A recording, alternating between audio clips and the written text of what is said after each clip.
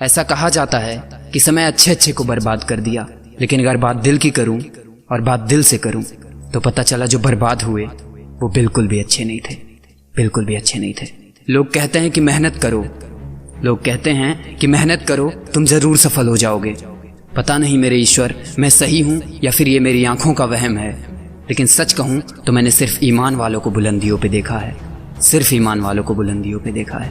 लोग मुझसे अक्सर पूछते हैं कि सर जब भी मैं कुछ लिखना चाहता हूं तो शब्द ही नहीं मिलते, आप कहां से इतना खूबसूरत लिखते हो।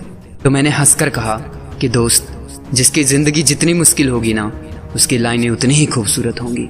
आप जिंदगी के थपेड़े खाओ तो सही, कसमकस के जिद्दोजहद में आओ तो सही, यकीन मानिए कलम अपने आप चलने लगेगा, अपने आप चलने लगेगा। जिंदगी सिर्फ एक बार मिलती है, इसके साथ खिलवाड़ मत करो।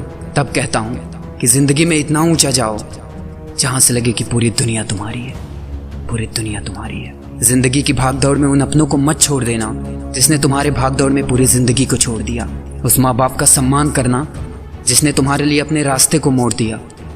अगर नहीं यकीन मेरी बातों पे तो एक बार, सिर्फ एक बार माँ और पापा से जाकर पूछना कि पापा आपके सपने क्या क्या थे, माँ आप जिंदगी में क्या करना चाहती थी। आपको क्या लगता है कि उनके कुछ सपने नहीं रहे होंगे? थे मेरे दोस्त, लेकिन तुम्हारे सपने पूरे करने के आगे उन्हें अपने सपनों का एहसास ही नहीं रहा। दोस्त, एकता में बहुत ताकत होती है। तब कहता हूँ कि मैं बहुत कुछ कर सकता हूँ, लेकिन हम सब कुछ कर सकते हैं, सब कुछ। मैंने जब अपने YouTube का सफ़र शुरू किया था तो मेरे एक दोस्त ने कहा कि यार तुम्हारी आवाज़ कैसी है, मज़ा नहीं आता, वो बात नहीं आती। आज लोग कहते हैं कि यार तुम्हारी आवाज़ कैसी है, मज़ा आ जाता है, क्या बात है। तो मेरे दोस्त, समय समय की बात है। मेरी माँ कहती है कि समय को कभी भी वेस्ट मत करना बेटा, क्योंकि समय ही राजा को रंक और रंक को राजा बना देता है। किसी ने कहा कि वो हमें बेवफा कहते हैं।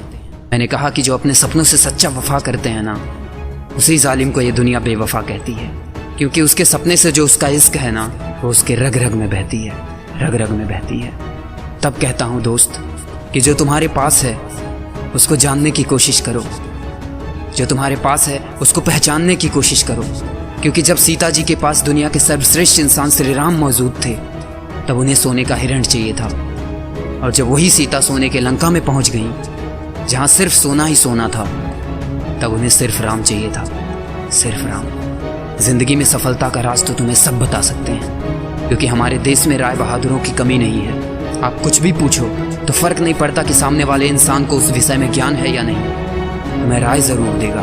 और उन्हीं लोगों की वजह से ना जाने कितने लोगों की जिंदगी बर्बाद हो गई। तो अगली बार राय सिर्फ उस इंसान से लेना जो उसके लायक हो, क्योंकि मैं कहता हूँ कि आशीर्वाद तो सबसे लो, मगर राय और सुझाव बहुत चुन के लो, बहुत चुन के। क्योंकि अगर महाभारत पे हम लोग गौर करें तो आप देखोगे कि अर्जुन के सलाहकार श्री कृष्ण थे, मगर दुर्योधन के सलाहकार शकुनी। और परिणाम आपको पता है कि जीत किसकी हुई। रेस को जीतने के सिर्फ दो तरीके होते हैं, या तो सबसे तेज भागो या तो रेस पहले शुरू कर दो। खेल वाले रेस में आप पहले नहीं दौड़ सकते, लेकिन जिंदगी के रेस में आप दौड़ सकते हो। आगे आप समझदार हो, अगर नहीं होते तब तक आप यह वीडियो छोड़कर जा चुके होते।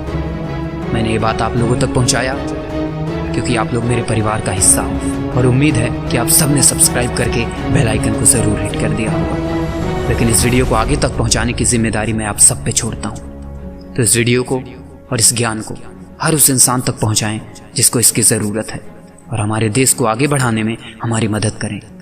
मैं आदर्श पांडे विदा लेना चाहूँगा। धन्यवाद।